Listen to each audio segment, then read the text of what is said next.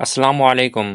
Pakistan cricket team की captaincy का मामला हुआ है हल और जिसमें बाबर आजम को वनडे और टी20 का कैप्टन बना दिया गया है। शाहिन अफरीदी को टी20 की कैप्टन से हटा दिया गया है।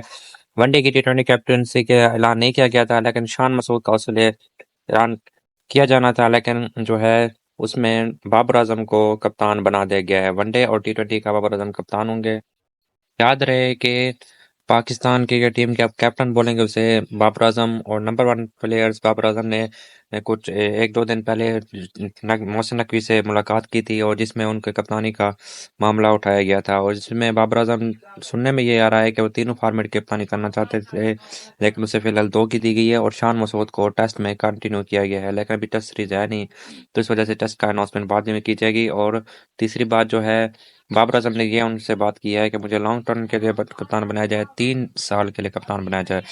और कुछ उनकी वो थी पॉइंट्स भी थे जो उन्होंने उठाए, लेकिन उनके पॉइंट्स को उठाया गया। और ये पाकिस्तान की तारीख में पहली दफा हुआ है कि एक सिलेक्शन कमेटी ने कप्तान का जो है वो अनाउंस तजवीज़ की। पहले जो है चेयरमैन, यानी कि चेयरमैन जो होता था वो अपने टीम का अपनी यानी कि कप्तान का ऐलान करता, लेकिन इस दफा जो है वो जो है चेयरमैन और सिलेक्शन कमेटी जो है वो उन्होंने ऐलान किया है। और इसमें सिलेक्शन कमेटी भी एक डिफरेंट कलर की है, जिसमें जो है कोई इसका चेयरमैन नहीं है, यानी कि सारे ही चेयरमैन है। और इसमें पहली दफा कप्तान को सिलेक्शन कमेटी में हिस्सा बनाया गया है। लेकिन कप्तान कप्तान की भी होगी तजवीज़, और कोच को भी शामिल किया गया है। और तीसरी बात जो है, मैं बाबर आजम की कैप्टनसी मेरा बाबर आजम फेवरेट प्लेयर है, लेकिन उसकी कैप्टनसी के बारे में मैं नहीं था सर्टिफाइड। अब जो है, क्योंकि जिस तरह उसे कप्तानी से हटाया गया है और जिस तरह शान अफरीदी को कप्तान दिया गया है वो बड़ा गलत था। बाबर आजम को यानी कि कैप्टनसी अगर हटाते हैं तो आप उनको हटा दें, बस वो कप्तानी ना दे दोबारा। जिस तरह विराट कोहली को उन्हें कप्तानी से हटा तो उसे दोबारा कप्तानी नहीं दी गई। तो उसे शान अफरीदी को एक सीरीज के बिना पर नहीं हटाना चाहिए, क्योंकि उसे लॉन्ग टर्म वांटेड टी20 वर्ल्ड कप तक उसे कंटिन्यू रखना चाहिए था। टी20 वर्ल्ड कप अगर होता खुदा न खासा तो फिर उसे हटा देना चाहिए था, लेकिन टी20 वर्ल्ड कप तक क्योंकि इतनी सीरीज है नहीं, वो उसने अपनी प्लानिंग की हुई थी न्यूजीलैंड सीरीज से। और तीसरी बात जो है, मोहम्मद हफीज को नहीं हटाया, मोहम्मद हफीज को भी नहीं हटाना चाहिए था। टी20 वर्ल्ड कप तक उसे कंटिन्यू रखना चाहिए था, क्योंकि उसकी सारी प्लानिंग थी टी20 वर्ल्ड कप तक। अब जो आएगा न्यू कोच वो भी प्लानिंग इधर से स्टार्ट करेगा, और जो है वो न्यूजीलैंड वाली सीरीज वो शायद चली गई है।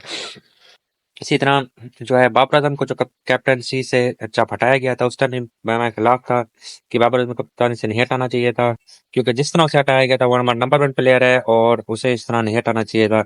हटाया जाना चाहिए था, लेकिन जिस तरह उन्हें शान अफरीदी को कप्तानी से हटाया, अब उसे भी इस तरह नहीं हटाना चाहिए था। रही बात बाबर आजम कैप्टनसी की, बाबर आजम कैप्टनसी को बड़ा टाइम मिला है उसे। अब वो उसे यानी कि उसने अपनी 2 फ्रेंचाइज से वो खेला है पीएसएल, लेकिन अभी तक उसने एक भी फ्रेंचाइज को पीएसएल नहीं जिताया।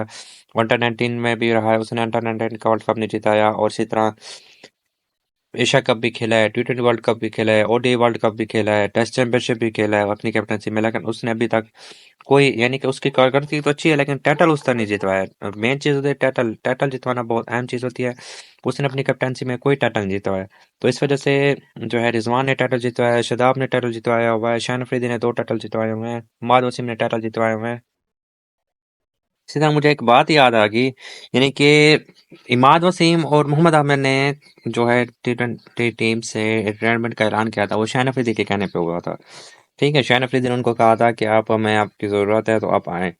तो अब दो जो है बाबर आजम कप्तान बन गए हैं, तो वो कैसे उसको मैनेज होगा, क्योंकि बाहर से तो वो सारे एक साथ हैं, लेकिन अंदर से दिल में वो जो होता है बातें ज़रूर आती हैं कि वो दिल में होता है। मैं कल सिकंदर बख्तर का बयान सुन रहा था कि 1990 में, आज से तकरीबन 30 साल पहले, मेरे ख्याल 30 साल पहले थे वो, जहाँ पे बनते हैं कि उसने एक खिलाड़ी ने उनको कहा था, खिलाड़ी से उनको उस टाइम भी यही था कि कप्तान को हटाया गया था, वो दूसरा को बनाया गया था। और इसी तरह उसने उनको कहा था कि वो खिलाड़ी भी मेन प्लेयर था, उसने कहा था कि मैं देखता हूँ कि कैसे टीम जीतती है। तो इसी तरह जो है खिलाड़ी में नफरत आ जाती है। हम हाँ, अगर बाबर आजम को अपने शाइन अफरीदी को हटाना था, हटा देना चाहिए, बाबर आजम को कप्तान नहीं बनाना था। इसी तरह मोहम्मद रिजवान को बनाते, वो यानी कि एक न्यूट्रल कप्तान होता, सारों को लेके चलता। इसी तरह दोनों के दरमियान में मुझे लगता है कि दिल में है। और इसी तरह इमाद वसीम भी जो है, उनके भी है, वो तबसरे भी किए उसने प्रोग्राम्स में ये बातें की हैं और मोहम्मद आमिर ने भी बातें की हैं। अब देखते हैं आगे क्या होता है। और तीसरी बात जो है कोचेस की बात की जाए तो उसमें ये कोचेस का ऐलान इश्तिहार जारी कर दिया गया है पाकिस्तान को कोचिंग के लिए। और मुझे लगता है मोहम्मद हफीज बेस्ट कोच था, जो है वो बेस्ट ऑप्शन था, लेकिन उन्हें कप्तान कोच से हटा दिया गया है। और मुझे लगता है वर्ल्ड कप से पहले इन्होंने बहुत गलतियां की हैं। और जो है आगे जो है आज काकोल एकेडमी में ट्रेनिंग सेशन भी चल रहे हैं और इसी तरह ट्रेनिंग सेशन के बाद फिर काकोल में ट्रेनिंग सेशन के पेट्स इनके बढ़ रहे थे और पेट जो इनका बढ़ रहा था, फिटनेस बहुत ज़रूरी है। दुआ करते हैं इसी उम्मीद के साथ इसी व्लॉग का करते हैं एंड कि पाकिस्तान टीम जो है अपनी कामयाबों को छुए और कामयाब हो। मुझे दीजिए इजाज़त। अल्लाह हाफिज़।